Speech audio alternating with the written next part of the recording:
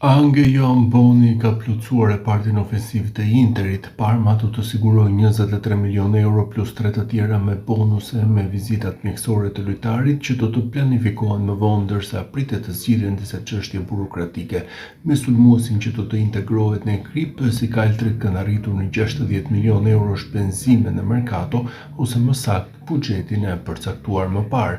Tani është koha për të shitur dhe për të mbuluar shpenzimet e departamentit që mund të shohë disa largime në seancën e ardhshme të negociatave mund të jetë mes fusha.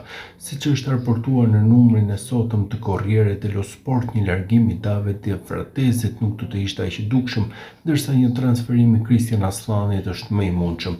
Gjithsesi, presim se çfarë do të ndodhë nëse performancat e mesfushorit të kombëtares shqiptare në botrorin e klubeve do t'i ndrojnë mendjen drejtuesve si kaltër apo jo.